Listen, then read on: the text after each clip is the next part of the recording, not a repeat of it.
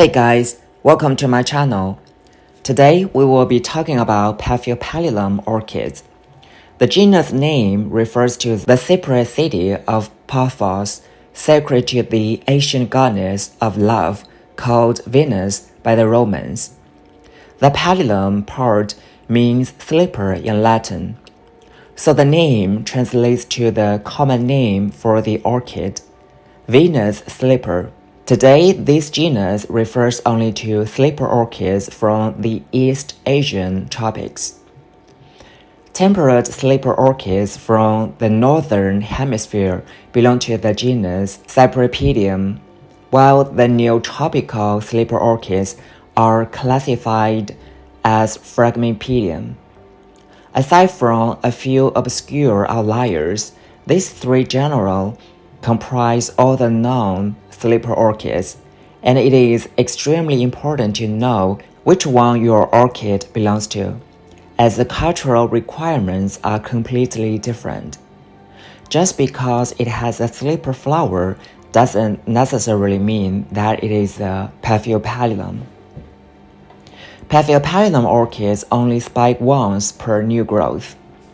Some flowers are fragrant, but most of them are not. There are three main kinds of flowers which Paphiopedilum orchids produce. There are plants with one large, singular flower on each spike. There are those that create a large spike which produces multiple flowers. And then there are sequential bloomers which will produce one flower after another on the same spike. So be sure not to cut the spike once the flower is done if you have a sequential blooming puff. One of ours bloomed for over a year, getting over 10 flowers on a single spike. Young puffs are especially slow growers, and it may take a smaller plant years to finally bloom for the first time. In extreme cases, we are talking 8 to 10 years or longer. Don't be scared of though. With good culture, most species can bloom within 2 to 4 years, even seedlings. So don't be discouraged if your Paphiopedilum is quite small. Once it flowers for the first time, then you will generally get 1 or 2 new growths every year from each previous crown, and each of those should flower at the end of its growth cycle. Paphiopedilums grow pretty fast once they reach a certain size. They will flower, then begin growing a new side shoot. Each shoot will only spike once, as it reaches maturity, so the amount of blooms is restricted by the number and maturity of new growth. Now let's dive into specific care for Paphiopedilum orchids. Paphiopedilum orchids overall prefer shadier conditions. The strap-leafed puffs can tolerate semi-bright light, but the spotted-leafed puffs require heavier levels of shade. A healthy strap-leafed puff will have light green leaves.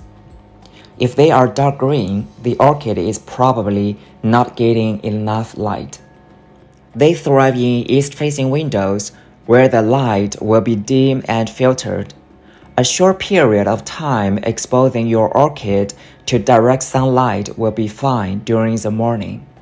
Avoid south or west-facing windows unless they are screened. These orchids respond well to artificial lights. A timer should be set to 11 hours in the dead of winter, gradually increasing to 15 hours in the summer. Light level highly depends on the local area and the weather, so I would suggest that judge the light level by the color of the leaves and adjust your orchid location to get the ideal light level. These orchids like to remain moist and should grow slightly damp in between waterings. Try to avoid leaving them too wet or too dry. I water mine every other day in the summer and every 3 days in the winter. Watering frequency varies and depends on your own environment, including temperature, humidity, potting medium, the size of the orchid, and the type of pot that you use. Be careful not to pour water onto the leaves, stems, as this can lead to stem rot or crown rot if it pools near the core of the orchid.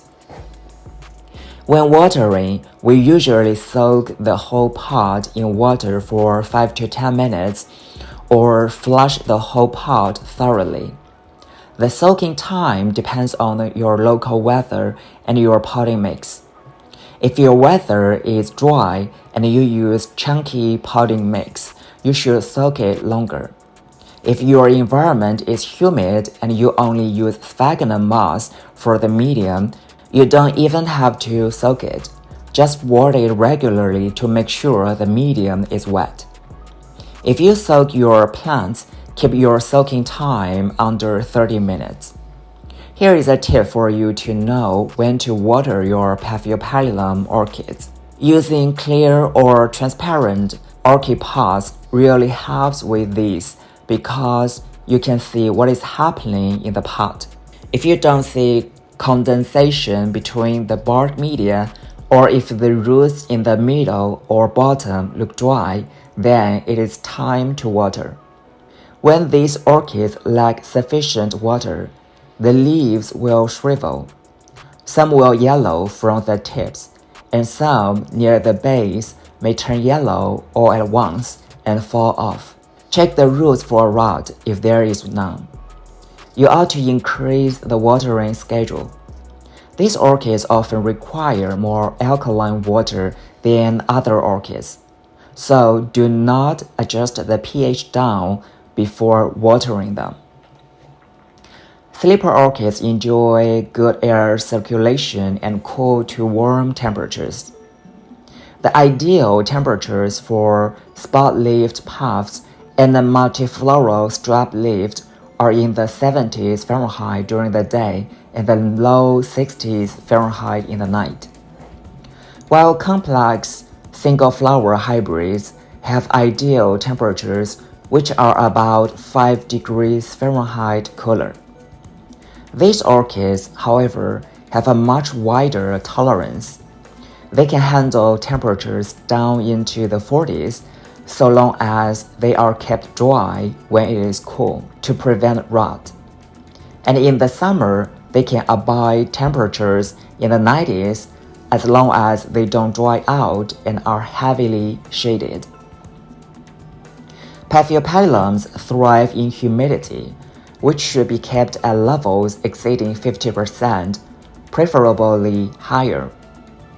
We use a humidifier in our sunroom to raise it to between 70% and 80%, though as the humidity increases, you should always increase air movement to prevent rot. In the home, you can stand the orchids on pebble-filled trays with water to increase local humidity. Although Paphiopedilums like high humidity, I have seen people grow them in dry climate, where the humidity usually is around 20 to 35% and rarely goes above 50%. So for Paphiopedilum orchids, watering is much more important than humidity. If you can increase the humidity, then you should, because it will be easier to care for the plant. These sleeper orchids are often native to the limestone cliffs of Southeast Asia. They prefer a higher pH than other orchids, and so we amend their potting media with oyster shell and large chunks of limestone. The media itself is usually composed of fine bark and sphagnum, with a small amount of charcoal and a smaller leca mixed in. They don't respond well to overpotting, and they should be planted so that the bottom of the leaves are level with the soil. Most other orchids will grow roots into the air which will then find their way into the soil eventually. Paphiopedilums will not do this. Their roots must grow directly from the plant down into the soil. We repot once every 1 or 2 years. They don't tolerate broken down media well. When repotting, it is good to place the oldest growth at the edge of the pot, so that new growth will spread inward and fill in the new container. Clear the old media from the roots and spray them out within the new pot. I mix oyster shell into the potting mix, but scatter some large chunks of limestone among the roots as I repot. I also like to put a few large river stones in the bottom of each pot. This helps to increase drainage and also makes the plant less top-heavy. Since they prefer smaller pots, it can be really easy to knock them off balance. This is especially true with plastic pots, which are a popular option for Paphos, but are very light and easily toppled. If you want to divide your Paphos, you should wait until they have at least 5 or 6 growth, as they need at least 2 on each new division. About fertilization, these orchids have odd, fleshy, hairy roots which are inordinately sensitive to hard mineral buildup. It's better to under-fertilize than to over-fertilize. So err on the side of caution and be sure to flush the pot monthly.